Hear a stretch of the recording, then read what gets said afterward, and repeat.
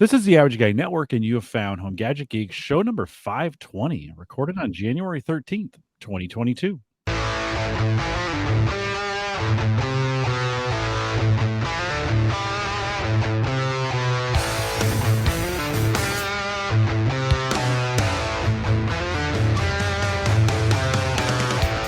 at Home Gadget Geeks, we cover all the favorite tech gadgets that find their way into your home. News, reviews, product updates, and conversation, all for the average tech guy.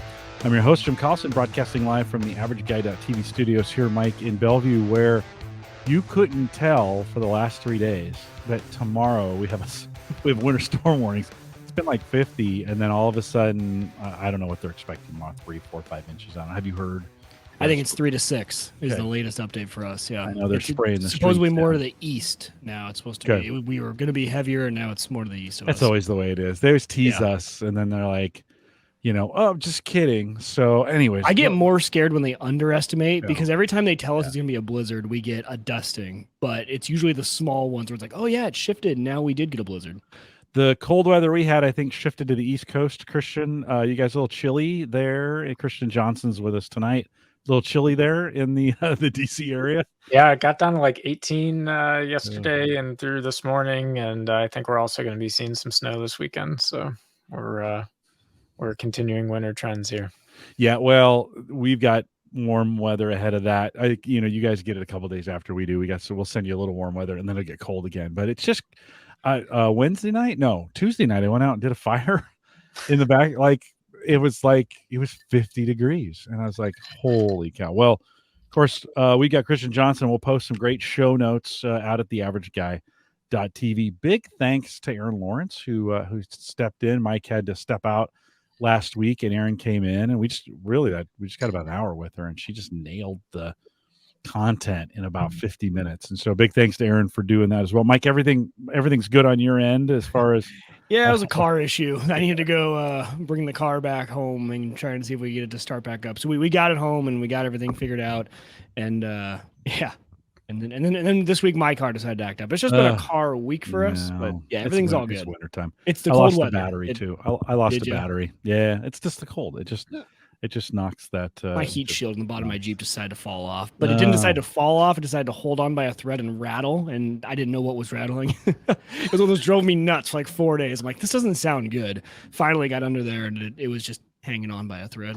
Christian, you guys have a Jeep, right? Too. Is that getting you through the snow and such? Yeah, it's great. We have the Rubicon 2016 in that lime green color that they don't make anymore. They make hyper green, but they don't make, or maybe it's the other way around. We have hyper green and they have a weird lime green. But rock solid. That's a sweet ride. I rode in that when I was out there a couple of years ago. A year ago, I guess now. It was just a year and some change, and super cool. A reminder, we get started. We've been doing or premiering the video on YouTube out of my YouTube account. So go to the AverageGuy.tv/YouTube, subscribe, and on Saturdays at noon Central, we replay this. Gives me a chance to jump in the chat room without having to be running the show at the same time. And for some folks who can't make it on Thursday, it's a great opportunity to have that same kind of chat experience on Saturdays. And finding we're getting kind of a different crowd, which is kind of cool. You can join us just because you're here now. Doesn't mean you can't join us on Saturdays. Or if you just a regular podcast listener, a couple hundred of you guys do that, join us on Saturdays. The AverageGuy.tv/YouTube. Subscribe so you'll get the notification. That way you don't forget. And we'll continue to do that. And then 2 weeks from now on the 27th, Mike and I are going to take the post show to Discord. So you're going to want to be here for that little Discord audio. Everybody can jump in and kind of have a chat. We're going to give it a try. Maybe shoot for the last Thursday of the month and give those a try. So if you want to join us, come out live on the 27th, January 27th, 2022. And if you're listening to this after the fact, we missed you. Sorry about that. Christian Johnson is hanging out with us tonight. Christian, of course, a longtime host from, if you're new to Home Gadget Geeks, Christian kind of helped me kick this whole thing off like 10 plus years ago. Christian, is it a little weird to be back? I mean, we had you back in the fall, but when you come back to Home Gadget Geeks, is it a little weird coming back, or does it settle right in? It's never weird, but it feels like a kid I never had that left for college and, kind of comes back to see the parents once every 5 years, so. Yeah, there's maybe a little bit of that going on. It's always good to catch up. Let's do a little catch up on Maplegrove Partners.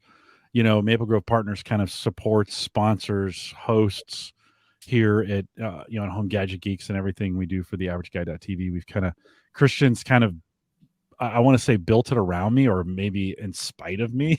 Maple Grove Partners for the work what we do. Any updates you want to share going on at Maple Grove Partners as far as hosting goes or work on that end? Yeah, we're having a ton of fun, and really focused around Jim is still to this day our model customer use case. So folks that need to get up and running on a LAMP stack equivalent application and do podcasts, community hosting, etc. We operate out of 2 locations on the East Coast. We're still doing failover, so we have live failover and power redundancy implemented now, and we've been getting more servers built into racks and getting hardware built out. So we're staying ahead of the demand curve. It still plans as cheap as $10. We haven't let inflation change that at all. I said that last week. Inflation-proof plans. Yep, we haven't let PayPal charge rates or anything else change it. It's $10 for great service. You get to deal with me and my kindred. We try to make it easy and fun and friendly. Not the 1-800, and you have someone who's helping you make sure your content's safe. Like we don't really do the content development side. That's on you to bring your community your content, but we make sure it's running, it's optimized, it's working well. And it's not like your typical shared hosting provider where that $10 a month drops you on a node oversubscribed with thousands of people. And if it goes out, like it's a painful 1-800 call, we're basically over provisioning resources to the extent that we can for customers, putting them on gigabit and soon multi-gigabit fiber plans for their upstream and downstream into their server and their SFTP services. And we're making it a fun place to drop your audio files and build a community. So it's pretty great. How are you guys acquiring hardware? I mean, I know you were always looking for great deals and buying stuff that made sense. You were finding things that would work well that maybe other people missed out on. How are you acquiring? That's still like one of the magic tenets of Maplegrove is that most people think they have to buy the greatest and latest to get the speed of what people notionally want to call Web 3.0 now. And really, most of the web applications out there, we're seeing some really interesting trends. One is that PHP and these other compiled languages and interpretive languages that are powering web services just generically on the internet, they continue to get more efficient. So you can do more with the same amount of hardware. That's one trend that's just continuing to accelerate. We're seeing it not only in the languages getting more efficient, but also the databases. So, MySQL 5 versus MySQL 8 on the same hardware benchmarked, the transactions per second are totally different between the two. So that's one trend that's giving a lot of overhead.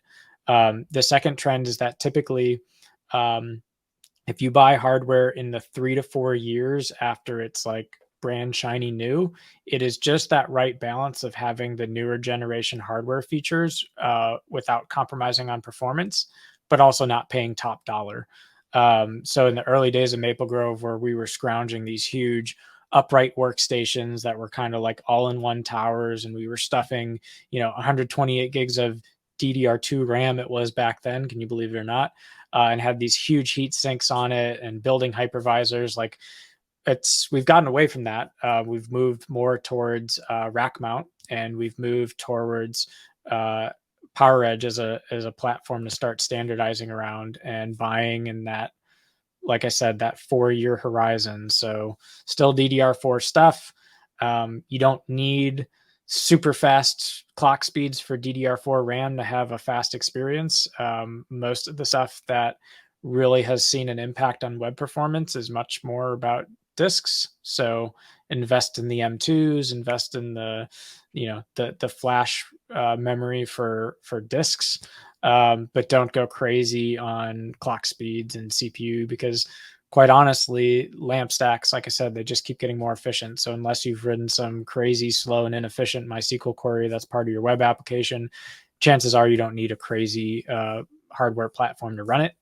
And then really just making the software services such that you get the high availability, right? So power outages or interruption, fiber peering or interruption, and basically having your content automatically replicated and synchronized between at least 2 sites at a given time, so that if a site that traffic is being hosted out of fails, your content is automatically weighed away and started to be hosted out of the other zone. So we've tried both active as well as active hot spare, and we're kind of happy right now in the active hot spare model. It takes about on average 60 seconds for DNS to flip over. We're using some low TTL records and some premium DNS services to have 29 Anycast servers around the globe. So DNS resolution to Maplegrove hosted services is quite fast, while your content stays hosted privately and locally on Maplegrove hardware. It was great being in your house and using the Maplegrove network while I was there. That was pretty great. Mike, do you have a question? Well, okay, I'll just ask the question. LAMP stack. You gotta get, what's a LAMP stack? Linux, Linux, PHP, MySQL. So it's really just saying, the fundamental things you need to run WordPress are those 3 things. You need Linux operating system. It's got to have a PHP processor on it, and you got to reach out to a MySQL database or equivalent. Okay. Christian, what about, we come out of the home server space, right, from long ago. And what about, someone who's thinking of, they still want to keep some storage. We've been talking a lot of Unraid here over the last year or so. Mike, we've shown up in the Unraid newsletter now twice, not even trying, which is great. Spencer over there at Unraid has really hooked us up. But Christian, from a hardware perspective, if I was thinking about building my own NAS, or I want a little more home server space, does that hardware purchasing methodology still hold true? Do I look for that kind of that 4-year-old server stuff coming off lease? That seems like it's probably, these are on 3 or 4-year leases maybe that they're coming off. Is that the same strategy? Yeah, absolutely. And there's a couple things specifically to when you're buying NASs in this kind of Goldilocks zone that's important. One is, if you go too old in the hardware, what you typically find is that the power supply efficiency and utilization is crappy. So you end up spending a lot of money to keep it running. If you buy too new, again, when you really look at the use case for the home user, you're probably not expecting to push 500 megabytes per second or greater on a NAS, right? We think of it more as kind of like long-term persistent storage, a place to offload. Yeah, you're going to want the ability to stream pictures and music and video off of that NAS, maybe to a smart television or equivalent, but you don't need the kind of enterprise performance that's expected when you throw, 60 disks in a SAS enclosure and you want it to be screaming, right? That's really not what we're talking about. There are tons of PowerEdge configurations in particular, which is the one I'm pretty excited about lately, where you can get both 4 drive, 8 drive, in both the 2.5-inch form factor and the 3.5-inch form factor. And we're talking like a couple $100 to get the CPU, the RAM, the box, and, buy new drives, don't buy used, go pick up, 4 10 terabyte drives, and that thing will last you forever. It really will. And one of the things that I think we learned the hard way from the home server show days is that, this community knows better than anyone that my dad and I absolutely loved building the ripped toaster, so to speak, right? So the HP Media Smart Enclosure, where instead of the single core Celeron, we built them out with quad core Intel and put the BIOS on it to support that CPU. We maxed out the RAM. We put large drives in. And while the form factor was great, the ventilation sucked. And so I now have about 10 years of data comparing drive failure rates, and almost all of my drives have failed coming out of Media Smart boxes. I have RAID enclosures that have crossed their 10-year mark, and we've lost maybe like 1 drive in it. It's nuts. So really important to think about ventilation in the form factor. If you can, if you have the space for it, and everyone likes the cutesy little thing that sits on the shelf and is very quiet, but if you're willing to look at just a notch up from that, and you can still look for passive cooling, etc., but something that has airflow to it over those disks, it's going to make a huge difference in how long you get out of that hardware. And you can end up building very effective NASs in that time frame of hardware life. That temperature thing is huge. I mean, even in just my short span of running a few different NAS types, I would say in some of the pre-builts, especially some of the passively cooled QNAPs from back in the day, those drives are two drives that died on me within a few years. Now with the build I have a Rosewill just server chassis, fans in the front that blow right onto the 15 drives. I haven't lost a single drive since I've started building with Unraid, right? And so I mean that's been a lot of years. The drives that have gone bad have been user error of maybe bumping them or dropping them when doing some fixes. But yeah, that temperature, it's one that you don't really think about, but makes a really big difference. Yeah, absolutely. Right on. And it's so funny too. You mentioned drive size and like the different form factors you can get away with nowadays. It's wild with drive sizes for a home media box. You can get away with a 2, 3, or 4 drive system being more than enough storage. Like it's so much work for me now, but I started my system with 2 and 4 terabyte drives, and I don't need the 13 bay drive. I wish I could just consolidate. I'm going to do that project at some point and get like 3 drives and maybe move to a smaller chassis.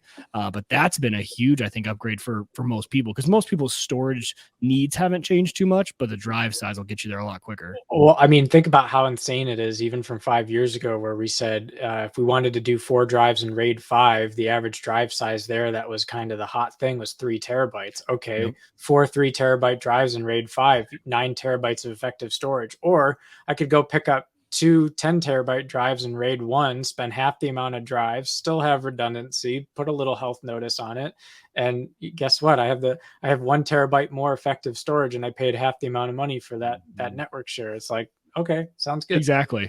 And now you can almost start considering solid state for some of this stuff. Yes, for a lot of the storage, right? Yeah, that's the big thing. I mean, especially on the Power Edge, you can still buy a 1U rack unit that gives you 8 2.5-inch enclosures. You can populate them with 10K SAS drives. You can populate them with SSDs, like whatever tickles your fancy. But there's a lot more configuration options and form factors that are in that price range now. Yeah. And go ahead, Mike. Well, I was going to answer. So Bob asked a question, and I'll get Christian's thoughts on this. So he had a question: do you spin your hard drives down, or do you leave them on 24/7? I'll answer from my perspective.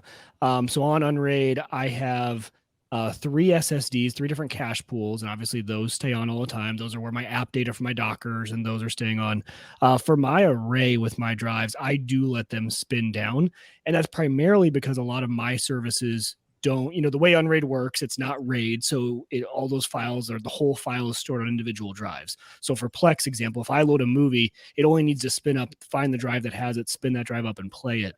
And Plex is my biggest use case for mine.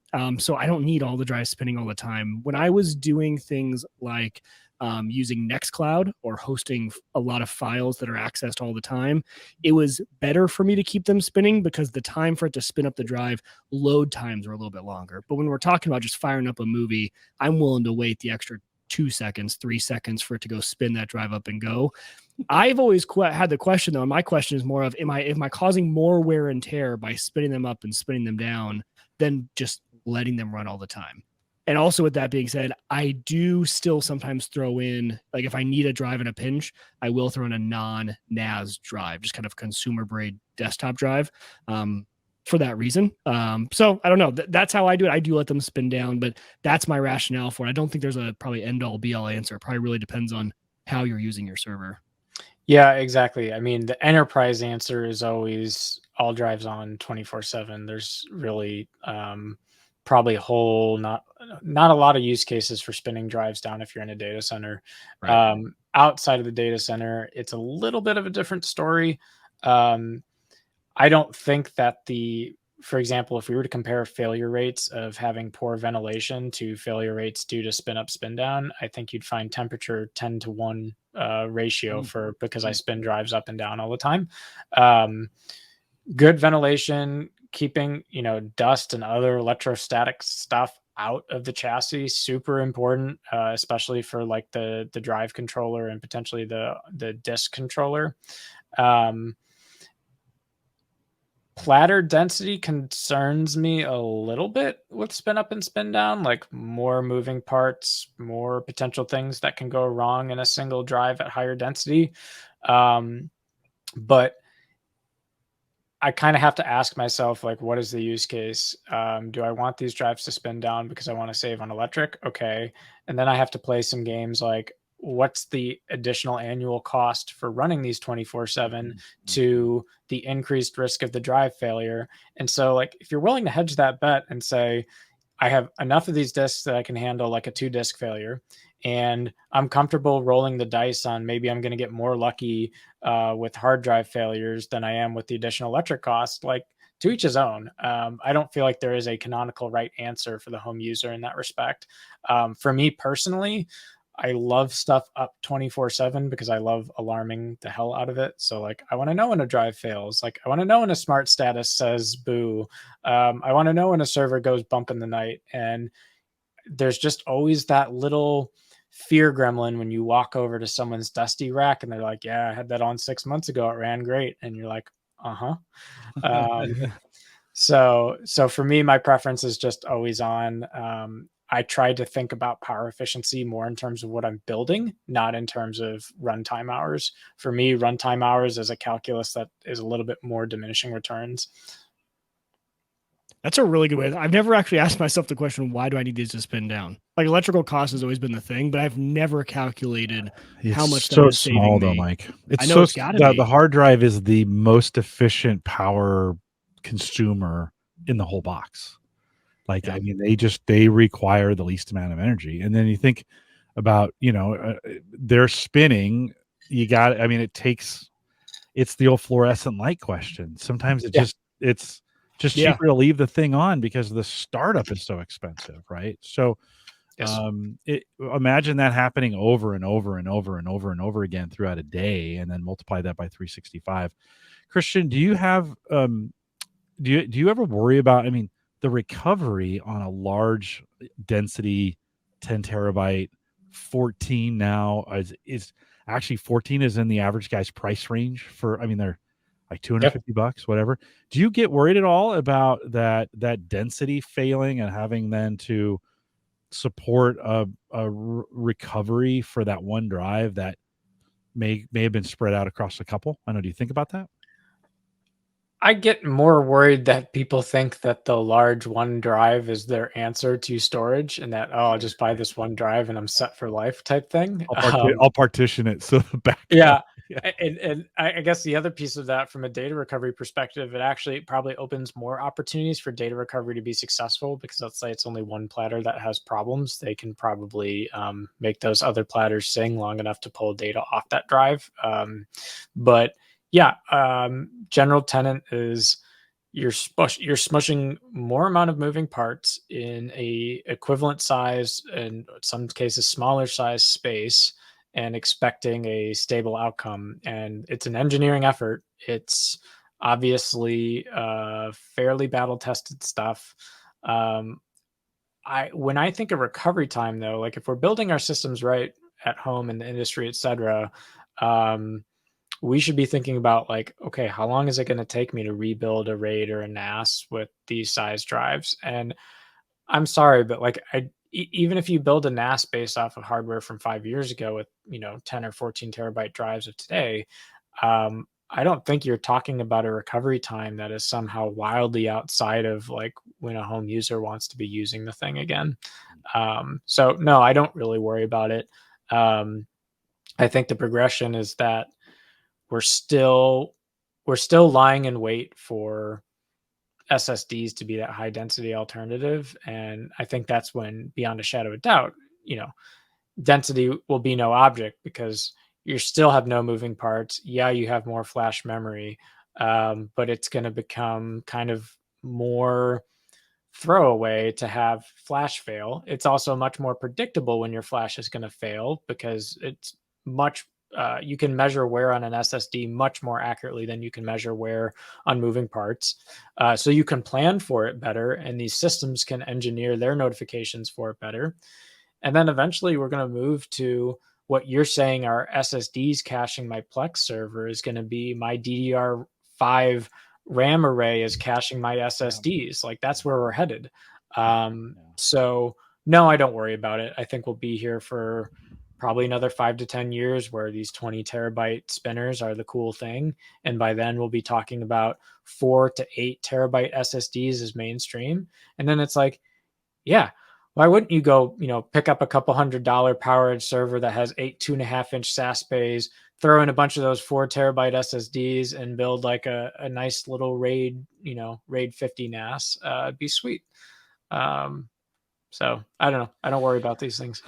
Couple comments coming out of chat. Of course, Backblaze does a nice job of publishing their drive failure rates, what's failing and where. So if you're kind of wondering, I mean, we're really just down to a couple hard drive companies. So you can, it's pretty easy in that to get some numbers to get comfortable with that. Michael is asking, are Iron Wolf drives any better than the other drives? And I guess I'll throw that out both to you guys. The hard drive manufacturers have all rebranded their drives over the last couple of years in this marketing trickery of sort. Christian, any thoughts on, as we think about the different, enterprise grade or, and I want to, let me, before I forget, I want to ask you some questions too. From a hard drive spinning speed perspective, from a data center, is it better to get the cooler, slower spinning drives running full time than to have the higher speed drives that may have more heat? So 2 questions there for you. I don't know. What are your thoughts on that? Yeah, I'll speak to the data center use case first, because I think about it a lot more often.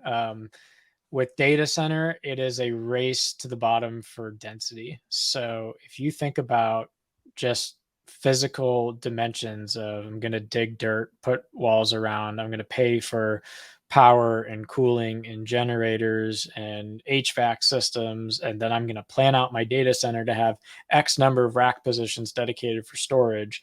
If you think about, we were going to go build this data center we're theoretically talking about 8 years ago, we'd be wheeling in 42U or 48U rack size storage clusters that are 2 terabyte disks. And so now we can wheel in 20 terabytes. Hands down, any day of the week, I'm going to pick the highest density drive, even if I have to deal with higher failure rates, because then the power costs that you're paying are astronomically more of an issue than higher drive fault rates. So from that perspective, I would always bias in a large enterprise deployment, take the higher drive fault rates, because the density in a single data center building is just going to be so much better what you can do today. Outside of that, looking more at home, again, we're really talking about drive performance ratings. So it's like, okay, you have the Iron Wolf, you have all these different series, you could go up to enterprise SAS drives, and all it really comes down to is 2 things. One, like, what is the rated read writes per year you're going to get out of this drive for how many years? And 2 is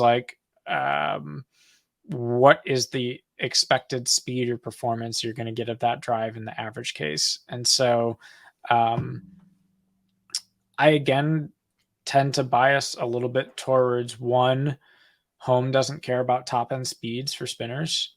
Okay. 2, we care a little bit more about fault rates of drives, because we don't feel like, having to, deal with NASs like 24/7. We like to play with other things like home theaters and media servers and what have you. So, again, like, if your wallet is singing to you that money is no object, like, go get the higher rated thing.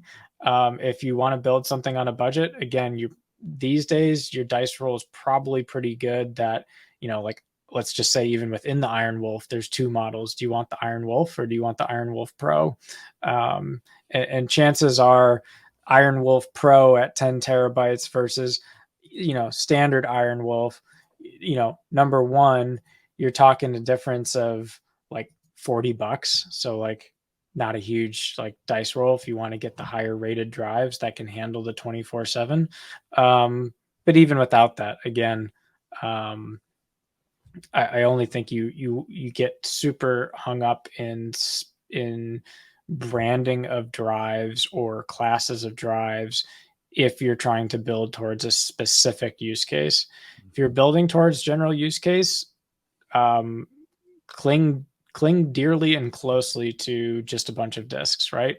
I'm just going to go buy a bunch of disks on the shelf. The specs to me are somewhat irrelevant. I'm going to put them in a cool environment that has good airflow. I'm going to put some decent operating system on it that is not going to corrupt my data. Like, probably don't use Windows storage spaces because it's just, they're never going to get it right. Probably use like an Unraid or, something that's community supported, and like have fun with it. Like, don't overthink it. Everything Christian said, completely agree. I think the one thing too is, a lot of the marketing and a lot of the difference as you start to go up to enterprise drives is drives that are engineered to be very close together in very large amounts, right? They deal with vibration a little bit better, and usually in the home environment, it's not a huge issue. So from that perspective, don't need to spend any more money.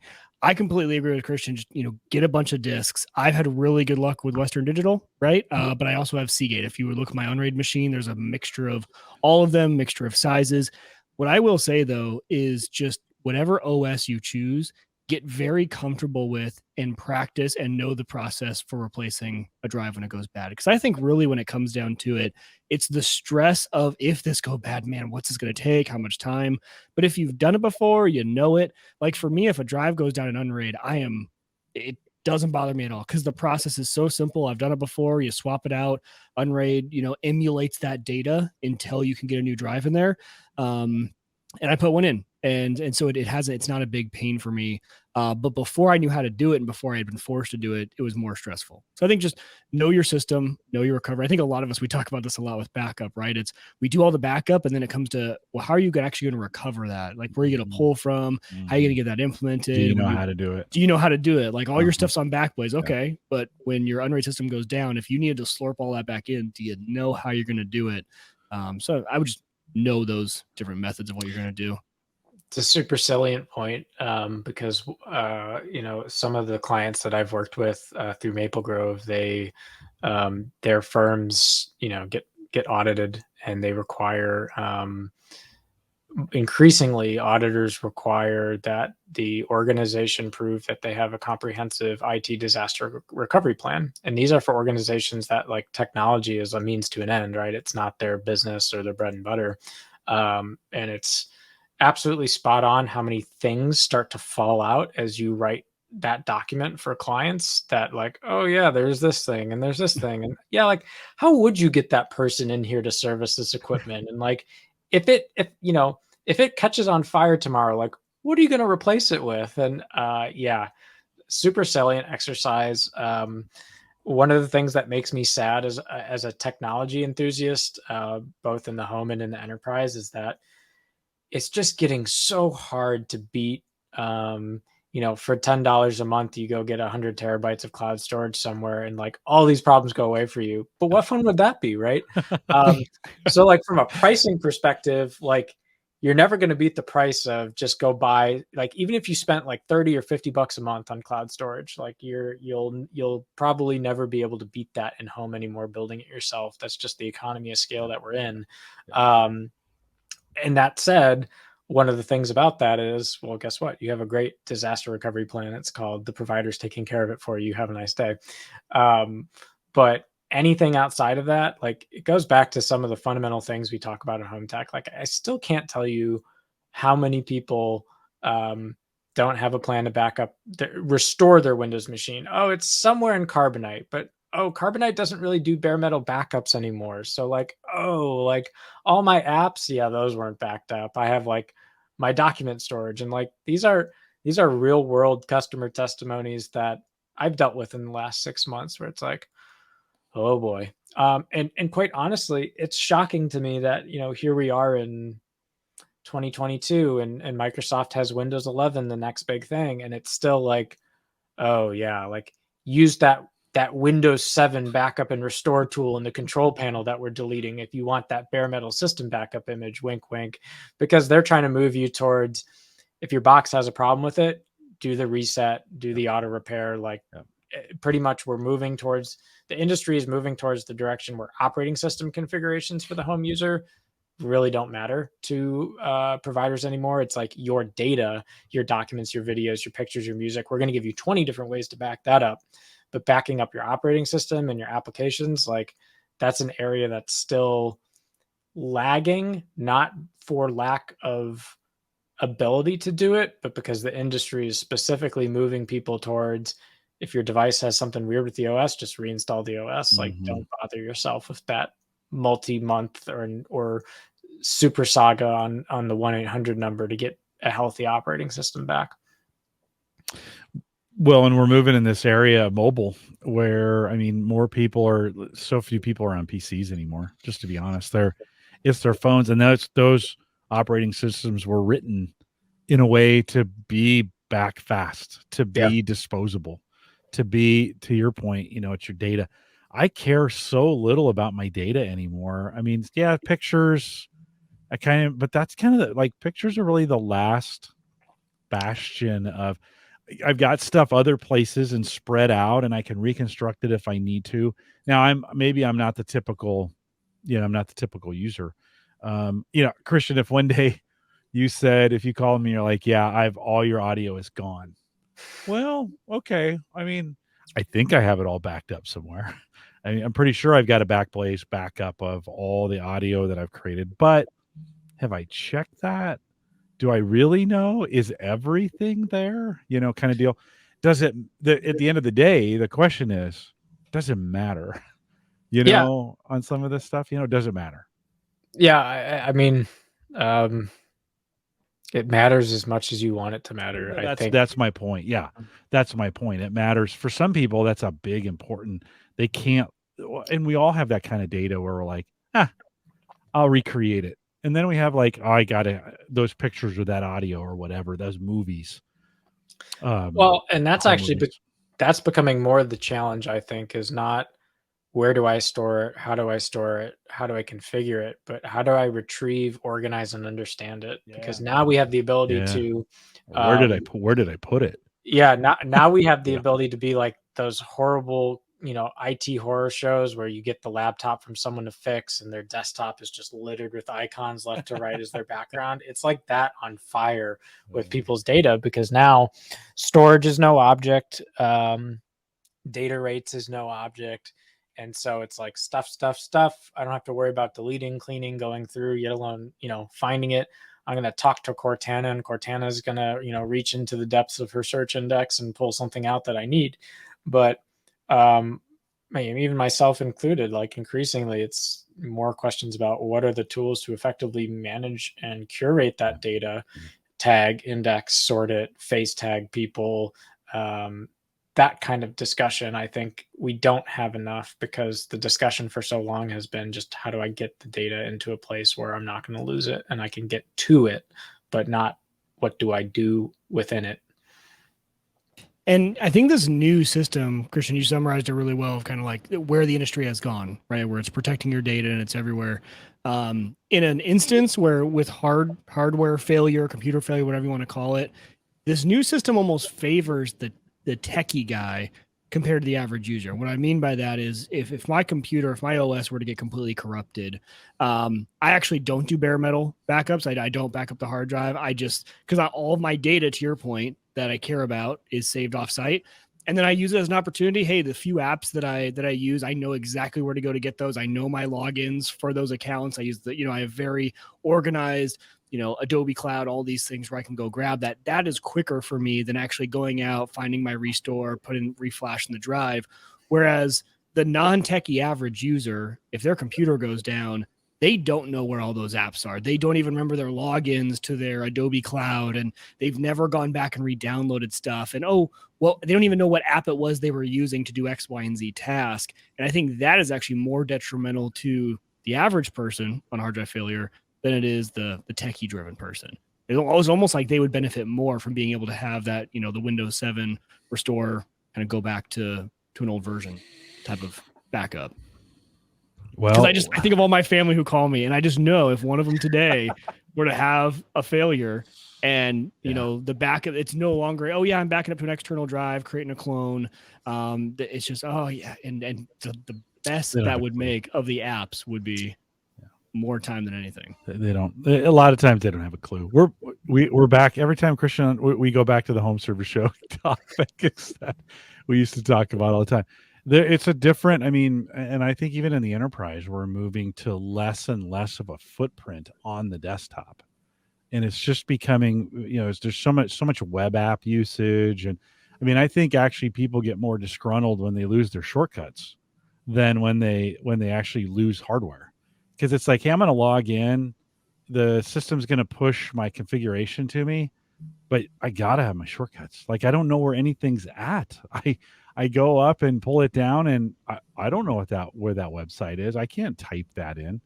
So it's another, I mean, that's a whole nother area of data dependency. Is the hardware isn't, I mean, we can quickly replace that. It's the functionality of being able to do the processes that are associated with that role, and how they, you know, the browser is more important than it's ever been. That's actually an operating system in a lot of ways. If I can't get to it from the browser, I'm kind of screwed. Christian, speaking of that, let's talk a little bit about network infrastructure, because I think, you know, you're seeing a lot of that in what you do. I have Cox Communication here, and I've been a little disgruntled with them over the last year. Never before have I been as disappointed kind of with their service, and I've been toying with the idea of actually going to 5G. So T-Mobile offers kind of home 5G, and I've been kind of messing with it. We've been toying and talking about IPv6. That doesn't ever seem like it's ever going to come, but it's going to have to, I think, at some point. So give us the Christian Johnson, 5-10 minute version of where do we stand from an infrastructure standpoint? Where are things going? We'll do a little mini Cyber Frontiers episode here, and you can kind of school us on what you're seeing ahead. Yeah, absolutely. I think 2022 is probably one of the biggest years for consumer network access. And there's a couple things driving that. Number one, in the 8 to 10 year ago timeframe, a lot of these foundational technologies were getting laid out from like bare bones, like spec to implementation, IPv6 being, one of them. We always talked about, well, how fast is that adoption going to happen? It's obviously been slower than even most people expected. We're up to around 38% or so today, which honestly not bad. I think we're going to see another hockey stick take that up to probably over 50% in the next 2 years. That's my guess anyway. But I'm just going to kind of walk through kind of some of the technology evolutions and then why that has all kind of hit ahead on 2022 being a big year for the home and for just network-based things in general. So first you have IPv6, and the problem that people were trying to solve was, well, we're out of IPv4 addresses, but it actually did something much more important that we talked about on Cyber Frontiers, which is it gave way to Internet of Things being a reality and a possibility in a way that it couldn't have been prior, where each device has a unique address that is not being interpreted by something called network address translation, which was purely built for the purpose of dealing with public to private handling of data. I think a lot of people in their mental model thought, oh, I need this thing called NAT because I need to protect my home devices from being out there on the internet. And so NAT in most people's mind became synonymous with firewall. And that's a huge no. NAT more or less is just this huge overhead that sucks tons of power generators in the world to just run the NAT protocol in that part of the TCP stack. And it's inefficient, right? So if for nothing else, you want to know why IPv6 is exciting, internet is notionally faster, more robust, less congested because you're not running NAT. And it's not just about you as the consumer running NAT, it's about all of these destinations that you're going out to, right? So if you're trying to talk to, the nearest CDN that's going to give you a Netflix stream, for example, right? You're still several hops away. Maybe that's going through a proxy or reverse proxy. Maybe you're hitting a web service that is 20 hops away from where your home is. And how many of those intermediary services are performing BGP peering as well as network address translation to the ports that you're trying to talk to? So getting to IPv6 is very foundational for the start of the Internet of Things, because each device, whether it's a refrigerator or an enterprise data center server, has its own address, the IPv6. It's 64 bits, typically just default model here. First 64 bits public prefix, second 64 bits private prefix, and this gives you, more permutations of addresses that you ever want to have to think about to account for all your devices. So that was kind of like the second foundational thing. Was we had IPv6, no one really knew how to use it, yet alone deploy it. Then Internet of Things kind of came along a couple years later. Both have had their growing pains. Both have been they've hit their hype curve on the Gartner chart. Now we're starting to see the growth maturity curve. It's kind of exciting. So I have a question about IPv6. Do you think, because I am the bozo you were referring to, that in my mind, as I have learned network as a lay person, this isn't my day job, right? I only know how to secure my network and divvy up VLANs and everything using NAT. Right. Like in my mind, when I'm trying to block IP addresses, when I'm doing all of that, that is my sense of security. And so the reason I have not implemented IPv6 is because I have no idea how to do all of that. So has that been the root cause of a lot of lack of adoption? Like we talked about, you had mentioned 38%. Is the rest of that due to just the industry catching up to getting away from that thought, or is there other factors at play on the adoption rate? Now, honestly, home users play, I would say, the least role in adoption of IPv6, as weird as that sounds. The number of years it's taken for both governments and industry to engineer and architect their IPv6 networks to scale correctly, handle the correct way of doing security, handle peering. Notionally in your head, it's like, oh, it's just a bigger address. But no, like, the actual protocol space at layer 2, layer 3 has changed with IPv6. And so as industries have come online to bringing those networks up, these numbers are adopting because consumers are eventually at the end destination. The turnkey example of this is cell phone networks, right? So there's a big increase in IPv6 adoption because all of your cell phones probably are getting IPv6 addresses, not IPv4. And so, like, you didn't have to do anything. You bought that iPhone and turned it on to Verizon or T-Mobile. And guess what? Now you're an IPv6 user. And you probably have no idea unless you go to your iPhone or Android settings and say, what is the IP address that my cell tower is giving me, right? And so as these carriers and network providers, both in the home space and the enterprise space, really start to come up to speed with those networks and they become more commonplace, the home users are just going to sadly be along for the ride. And that's probably a good thing, right? So, and I will talk a little bit about how that's going to get even more exciting for fiber to the home here shortly, but it's a short way of saying no. I mean, the industry, it's pretty well understood.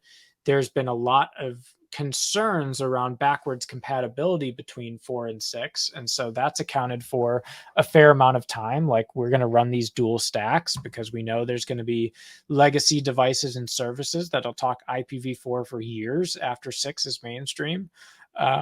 So that's I would say a much larger piece of it. By the time it's, you playing around with your pfSense box at home and wondering what the hell I'm doing, guess what? You're again kind of waiting. Well, gee, is my ISP actually giving me an IPv6 address? And it's like, oh, they are. Cool. So then, yeah, from that time, now it's on you, Mike, to figure out, like, do you want to turn on IPv6 in your home? Like, are you going to set up your gateway to do that correctly? But that usually is a I think that's going to be towards the tail end of IPv6 adoption, not the primary source.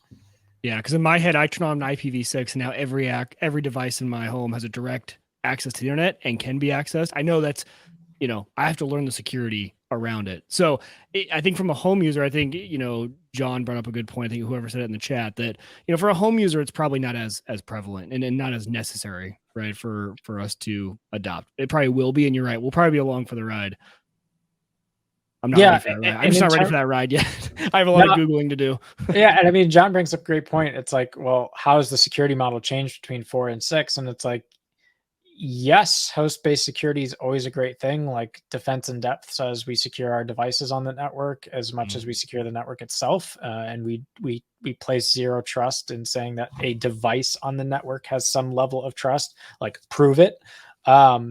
But the networks themselves can defend these devices in much the same way. So like my pfSense edge device at home, it's not going to be a NAT rule. You're going to be enabling an allow or a block firewall rule, and it's going to sit on an interface that's filtering IPv6 packets between your WAN interface and your local area network, right? So like all those things are still there. It's just the mechanisms by which people think about it.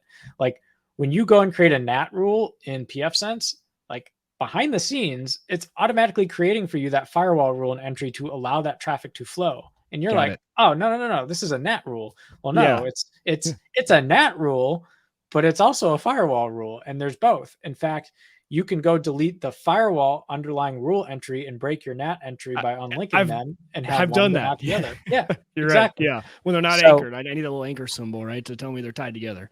Yeah, so like the simple mental model is to think, well, gee, that whole NAT part of the screen goes away, but I'm still going to have these firewall tables where I can filter traffic coming in and out. I can filter protocols coming in and out. I can filter source ranges. And with IPv6, it's going to be a little bit of a different art form, right? That first 64 bits of the address is really the equivalent of what's your public IPv4. So today we think of it as a single IPv4 address comes to your house, and then you have all your devices on your local area network, and they all shoot out that device or get port forwarded to a device behind the gateway. With IPv6, it's more like, no, each of the providers are going to give you what's called a prefix delegation. That prefix delegation is like at n size. And if you actually look at each bit that makes up that prefix delegation, it gets more and more specific. So it's like the world, this ASN, like Verizon, Jim's house. And then like Jim's house is like a /56 bit address, which means like Jim has like, thousands of IPv6 addresses for his home. And that prefix is always going to be the first 56 bits of any IPv6 device sitting in Jim's house. And the remaining bits that make up the 128 bits of IPv6, that's going to be your unique address for my phone or for my smart TV or for my fridge. So it more than solves the addressing problem. It still allows you to have kind of conventional security, but there's more things in the enterprise that have to be thought about for securing protocol layer, peering layer, et cetera. And there's also just what I call, there's a lot more IP fabrics, right? So like with IPv4, it's like we thought of things as address classes. So you had, C class addresses with a particular subnet size, and that meant something to a network engineer. Now with IPv6, it's like we have unicast and multicast in addition to broadcast, which is IPv4. So a lot more different ways to skin the cat for how IPv6 devices can talk directly to each other locally, how IPv6 devices can broadcast messages to the world, both locally and out to the internet. So there's a lot more ways of doing things with IPv6 that IPv4 didn't necessarily afford. Got it. Christian Joe's asking, is there a GeoIP system for IPv6? Like, he says, that's how I keep my Chinese devices from phoning home. Yeah, I haven't dug as in depth with that yet, but I believe it traces back to the concept of the prefix, right? So these prefixes are being handed out, like the organizations get their list of prefixes, which I believe go back to the Internet Registry, and that's gonna map to geo context. So it's not like you're gonna have an adjacent IPv6 address where N is in the US and N+1 is in China. So I can't elucidate with the clarity I would have liked to on that question, but it's going to basically come down to, instead of blocking IPv4 CIDR blocks that represent like China as a country, it's going to be, I'm blocking prefix lists, which are, one prefix list represents, potentially millions of addresses, right? I'm just hoping all this ends up making as much sense to me one day as IP. Like I understand IPv4 and I understand how it all works, and like I'm hoping one day that's just like it'll click. But everything you said, it's like, oh man, that's just a lot of work. But Mike, remember when you were first learning, 4, and you're like, okay, how does this work, and what's a subnet, and why did it, and then all of a sudden you use it for a while and you're like, oh, okay, this kind of makes sense. You kind of understand how to read the map. You get the language. For my A+ or for my N+ certification, we needed to study all that. And that was one of those kinds of things at first you kind of go, what? And then you use it and you're like, oh, the layers make sense. I think, a lot of work and effort and brain power has gone into 6. And I think eventually when it matters to us, when we get to that point, we're like, okay, we're going to really need to, there's these devices that only are going to work on IPv6. We are going to need to understand this and take advantage of it. Right. And so I think there's some, Christian, it's just, we've been talking about this forever. Like, it just feels like, But the exciting thing is, while we've been talking about it forever, it's been happening. 2022 is going to be the year where I think a lot of these fruits start to pay off. So number one, with IPv6 increasingly rolling out, in fact, Verizon Fios finally, which has been one of the longest poles in the tent for consumers getting IPv6, they're rolling it out to their business and residential customers this year. They started deployments on January 9th, which is really exciting. It's coming out to more and more folks. So as a diehard Fios fan, awesome news for myself and the other 10 million people on the network.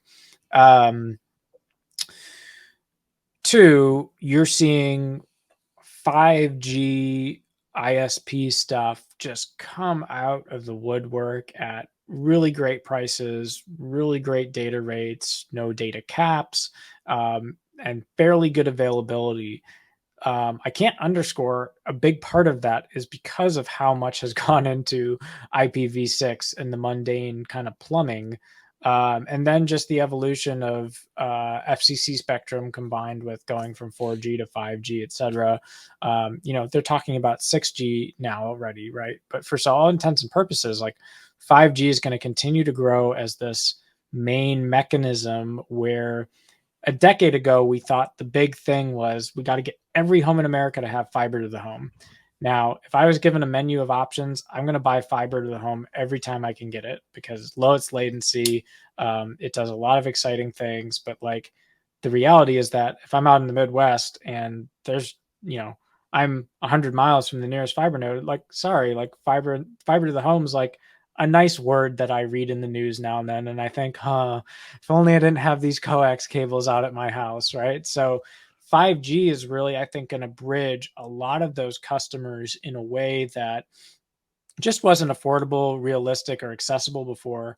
And it's going to have a domino effect of Cox and Spectrum and these other providers who have really sucked people dry on the dead technology of these coax-based internets with the data caps and the crappy networks. Like, they're going to lose customers in volume when people wake up and go, oh, so you mean to tell me I pay for cell phones and you're going to give me like a 25% discount that, like, for an extra $50 a month, you're going to put this router and modem in my home that streams 5G, gives me faster symmetric bandwidth than coax at a lower price, and it's more reliable. Where do I sign? And many of them are doing it without contracts. So it totally blows up the mental model of the Coxes and the Spectrums having that core base of customers that they've been able to keep merely because there was no better option on the market. Yeah, no other option. Right. In a lot of cases, right?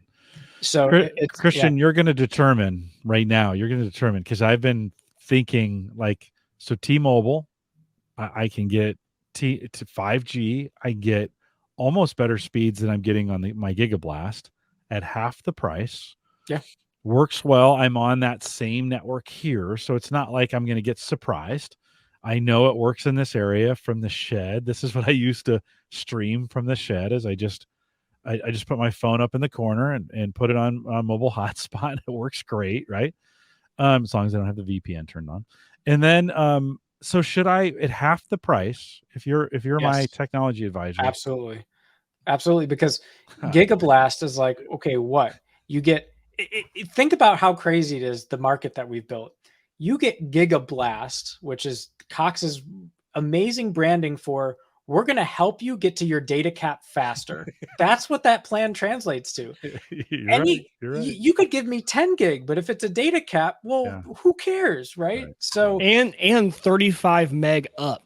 Right. Exactly. Right? Like that's my biggest complaint about it is data cap, 35 meg up. It's awful. For the average home person who, by the way, probably really doesn't know what to do with gigabit to begin with, I would take symmetric half gig at half the cost, hands down, over a coax-based Gigablast service with a data cap. Like, there's just no comparison. I'd take 250 or 200 symmetric, right? Like, agreed. Completely agree. Joe mentions, he goes, if you're going T-Mobile home internet, I'd wait for the new modem.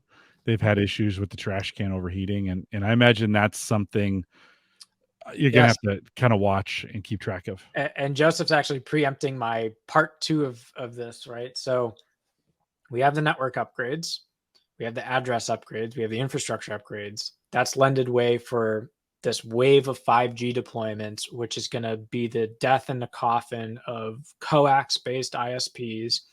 Now you have this three things left. The first, to address Joe's point, all of the ISPs, Verizon, I've been looking at in particular, like they're really innovative companies. We'll just use Verizon as kind of the example because, quite frankly, I can't think of a better residential internet provider. Their JD Power consistently rates them #1 every year. They are the classic example of a company that had a choice to make. Choice one was, I don't think any of the executives at Verizon really understood how long the return on investment was going to be for fiber to the home, because it's expensive to deploy this stuff. Like, they spent billions of dollars building that infrastructure out, and getting that revenue and return on investment to be profitable in fiber to the home, it's a much longer time horizon than the average guy would think. Combine that with 5G, where it's like they've kind of already done all that. Fiber to the home is really just fiber is now enabling these 5G towers. The cost per consumer to get on a high-speed network is going to be way lower for Verizon. But they have a choice to make. Like, we have all these subscribers on fiber to the home. Fiber to the home is still, I call it the gold standard. So, symmetric, true fiber optic, no coax, no, nonsense. We could get into what types of fiber optic networks they're using. GPON is currently the standard for Verizon. It's a passive optical network. They're getting ready to move to XGPON 2, which is a little bit different. And basically, you can think of it, one cable on the street splits out light into n number of homes that's going to ride that single fiber cable to what they call the central office or the optical line termination point. And you can't beat that in terms of residential cost to have a true fiber connection. But again, coming back to this whole thing, Verizon has this choice to make. They have invested this huge network for fiber. It's not going away. They've also invested in this huge 5G network deployment. How do they bridge the gap for their residential customers when they're trying to market both options? The brilliance in what they did was they said one ONT and one router device to rule them all. So first off, Verizon split their ONT from their modem and router a long time ago. Then secondly, what they released in the last year, the 5G router that you buy if you go buy the Verizon 5G internet plan is now the same router that they install in a new Fios residential customer's home if they're using Verizon Fios. So now it doesn't really matter what the input source is. I could be a 5G customer or I could be a Fios customer. I have that same router form factor. In addition to that, that router now has new features that are driving what I call the spectrum of broadband within the home. So Wi-Fi 6E is really taking off. It's a Wi-Fi 6 in general, with both the FCC opening that spectrum, and you're seeing a whole new generation of routers come out. Now Verizon's kind of combining all of that. You get a Wi-Fi 6 router. It can take in a 5G signal. It can take in a fiber to the home signal. And so all of these providers and carriers are going to focus on building the best router that they can bundle for you with a plan and produce en masse. And then in addition to that, these routers, it used to be the gold standard to have gigabit ports on the back. Well, now if you go look at that latest Verizon router, the CR3100, I think it's a model number that's barely out there yet. It has a 10 gigabit WAN port on the back. For its LAN ports, it has 2.5 gigabit LAN ports. And these are, the same commodity device that used to be the crappy Westel or the crappy Action Tech. Like, that's the device we're now talking about a decade later. Is we're putting this single box in your home that can do 5G, fiber to the home, and inside the house, guess what? With Wi-Fi 6E, you can get multi-gig speeds to your devices. You have multi-gig over 2.5 gig LAN ports, which are coming on all the newer motherboards, and you have a WAN port that can handle up to 10 gig. Holy cow. Now you've seen the convergence of IPv6, fiber to the home, 5G, the FCC's opening of broadband for 5G and the 6 gigahertz spectrum, the Wi-Fi 6 802.11ax spectrum, and you have like 6 or 7 major different network and broadband technologies all in one box. And it's coming to consumers en masse. So 2022 is a big year for IPv6 adoption because this stuff's going to roll out everywhere. So as Jim and Mike and everyone decides that Gigablast is a thing of the past, they're going to be migrating themselves to IPv6 because they're going to get themselves on a 5G network. So that adoption is going to take care of itself when Cox has to kill off their coax network and find a new business. To make it super exciting, the icing on the cake for the enthusiasts like myself is that, well, wait a second. You just told me that there is a 10 gigabit WAN port on the back of the device. Why is that? Well, it's because in 2022, Verizon's going to announce, they haven't done it formally yet. You can read the interwebs of DSL reports and Reddit, if you will. But Verizon's going to go to what I call Gigabit Connection 2.0. They're going to release symmetric 2 gigabits per second. You might think that's revolutionary, but they're under pressure from AT&T, which is offering up to 5,000 or 5 gigabits per second symmetric. They're under pressure from Google Fiber, which is 2 down, 1 up. They're under pressure from Comcast Gigabit Pro, a very little known service that's run by their Metro E team that doesn't use the coax connection, but is actually a fiber to the home solution that's symmetric 3 gigabits per second. And so you're going to see all the fiber to the home providers continuing to drive that edge of what's possible for the home enthusiast by moving people into 10 gig standards. And you're going to see it both in 10 gig Ethernet deployments with the copper cable, Cat6 or Cat6A standard.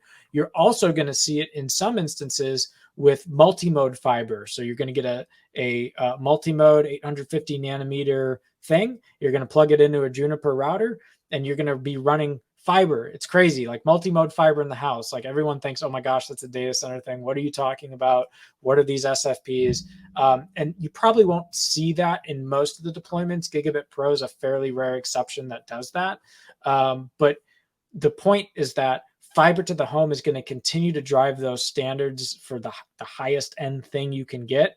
And it's going to keep the routers and the 5G and eventually the 6G all in lockstep with those foundational technologies, where the consumer is going to have just this explosion of possibilities for what type of internet, what type of bandwidth, what type of connectivity based services they want to consume in their life. And we haven't even talked about the revolution going on in satellite-based internet and Starlink and these other things that are going to be surprises. So the ecosystem and the competition for internet-based services is turning up to like 1,000%. It's probably one of the most exciting topics that's under talked about in consumer shows right now is that 2022 is a huge year for network broadband. And if you're not paying attention, you're going to be pleasantly surprised when you can get access to all these services. And you're going to be like, well, wait a second. No one told me or gave me a heads up. I mean, it's crazy. Like, I'm not hearing a lot of people talk about it in a very like average guy way, but the fact that that level of capability is coming at these price points we're talking about and at this level of accessibility, it's kind of one of the dreams that we've talked about on this show for a long time. So it's no longer like, oh yeah, you know, Christian in Buffalo, New York, when he had his Fios was like the only guy who could get it because New York was one of the first deployment places. Like, no, we're talking like all 50 states are going to have major options for internet. And really, it's quite frankly, it's about time, because if you look at some of the other places in Korea and Brazil, they're way ahead in their IPv6. Everyone's got 10 gig fiber going to their home. Like, it's interesting that it's taken us kind of longer to figure out all the jigsaw infrastructure pieces of the US based internet. But I think we're finally, like, 2022 is going to be a big year. So I'm excited about it. When you're first, you have legacy, and we've had a lot of legacy to unwind in that, right? Yeah. I mean, it's sometimes that's the curse of being first. It is, right? Yeah. Is you build. I mean, this has been Windows' problem, is they were the curse of being first, and they have all this legacy they got to unwind. And so I'm ready like to flying a Boeing and trying to swap out the engines mid-flight, right? Because like you're in flight, you're going, it's like, oh shoot, now we're trying to swap all this out, but we need to keep everything running. But you had me so excited. I just signed up for notifications when Verizon 5G home service would be available for me. Because the price is $50 a month. I'm paying $140 to Cox just for internet. Yeah. Crazy. Yeah. I'm at 100 and some change, Mike. Yeah. And T-Mobile's 50, right? They're to what Christian said, right? They have no problem coming in and cutting this low price just because the infrastructure, they're not having to lay cable, right? And so they're not having to support that piece. And yeah, there's towers, but I think the economies are just better, you know, when we think about it from that perspective. So I'm going to give it a try. This has been on my mind for a while. I'm like, I don't know if I want to go. You bring it up almost every episode. It's been, I don't know if I want to switch over. The pain, if it doesn't work, I got to go crawling back to Cox, but I'm going to give it a shot. Is there any issue with like carrier grade NAT issues and not being able to port forward or anything with any of these T-Mobiles, Verizons, or can you still host stuff behind or are we going to have to switch to IPv6 if we want to do any of that hosting? Yeah, that's going to be one of the interesting things. Fiber to the home is still by far the best for hosting. Right. With most of the cellular based 5G based internet, I expect it's going to be more nuanced at first. It is not quite clear what the dual stack approach is for 5G when it's not your cell phone and it's, it's coming into your house. So it is probably a much higher bar there in that respect. But a lot of people say, well, NAT's a big limitation to getting back in, and that's certainly true for many of the implementations. But I will say, where there's a will, there's a way. There's a lot of reverse proxying and other types of capabilities that you can do to kind of reverse tunnel in the world where CGNATs are in place. So might not be the conventional type of hosting you're used to thinking, where it's like an IP and it hits a firewall and you get access to your services. But there's more than one way to skin a cat. Right. Because I use a reverse proxy now. Everything goes to 443, and that reverse proxy splits that all out into the different, hosting things. And that's just one thing I know. Even in Lincoln, there is Nebraska, there's a host provider, and they are by far best speeds, lowest price. But again, it's carrier grade NAT. And so a lot of the people who are trying to do a lot of things like, oh man, it's a double NAT, and they run into all those sort of issues. So interesting. We'll see how that deployment goes. And I'll let someone else be the guinea pig and then start writing up really good blog posts on how to accomplish that goal. Yeah, for sure. I've even thought about ordering the service and running 2 for a while, like bring it in, set it up, connect some of my devices to, and then set up a PF Sense box and a failover, right? to both, cool. So that I've got, I can kind of run them side by side, and then jettison, for a month. I mean, it gives you a month to try it out. It's $50 extra. Why wouldn't I? So I get that figured out tonight and get that taken care of tomorrow and get that rolling. Christian, like always, the time flies. We'll have to have you back. I know you're building a pretty nice home theater setup, and that may be a whole conversation on its own. So we'll get you back. At how far along are you in the process of building out this home theater? Is it done? Is it 50% done? Are you still planning it? Where are you at with the process? I'm about at the 70 to 80% point. So I have most of the hardware at this point. I'm still kind of working on the space, some of the wiring, some of the wall outlets, and kind of cleaning it up. But the big pieces are in, and I've started having a lot of fun with it. So okay. Well, we'll get behind the scenes. You and I will figure out a quick date to get you back on, and then spend some time talking about the home theater setup and what you're doing with that. Are you doing it? Do you feel like are you bleeding edge, cutting edge, average consumer? Where do you think you're at? That's an interesting question. I would say in the world of like hi-fi audiophile type stuff, I'm probably more on the mid spectrum, but in terms of the average consumer, it's fairly new stuff. But we're talking like probably the oldest technology in the build is the speakers themselves, which have been around for 3 years now. But I've had a lot of fun trying to get the high-end effect for the mid-range price. So not really looking to spend like what I call the Looney Tunes money that so I've quickly learned in my dabbling in home theater, which by no means I find myself an expert. I'm learning on the fly. Home theaters are bottomless pits for your wallet, and they are bottomless pits for your time. And they are also bottomless pits for either earning or not earning favor with your wife, depending on how much time is going to your home theater versus your wife's ability to enjoy your home theater. So there's all these trade-offs to balance, but by and large, it's a fairly modern build, and I'm having a lot of fun just kind of tweaking and getting into the world of hi-fi itself, which we could go in a whole nother discussion about.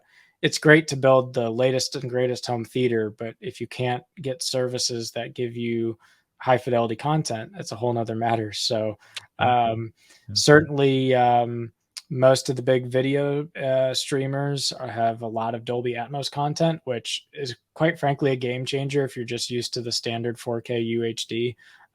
It's a step up to really have the average amount of content you watch be in Atmos. But music streaming services, like, holy cow, like I want to crank services in lossless CD quality. And it's like, there's like 2 providers that do it that are mainstream, and they don't do it on the apps and the hardware that are in the home theater. And so it's on their kind of vendory devices. And so Thanks, Apple. Yeah, no, they're a classic example. Like they just released the Apple Music app for the LG WebOS platform, which is like a huge deal. Yeah, we released everything, but that Dolby Atmos hi-fi spatial audio thing that we do for our Apple hardware, that's not in the LG WebOS app. So it's like, great guys, thanks so much. But if you buy that, that little Apple TV puck and you put HDMI with eARC, we'll make sure that lossless spatial audio works just great for you. So, those kind of things you're learning about as you kind of do it.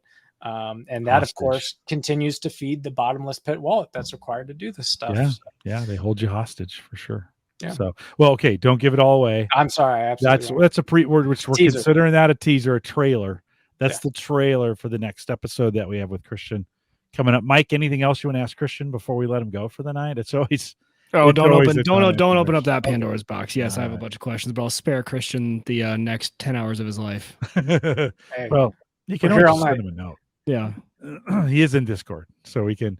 Speaking of that, if you want to join us in the Discord group, there's a great way to do that. Head out to theaverageguy.tv/Discord. Lots of great conversations going on over there. We'd love to have you part of it.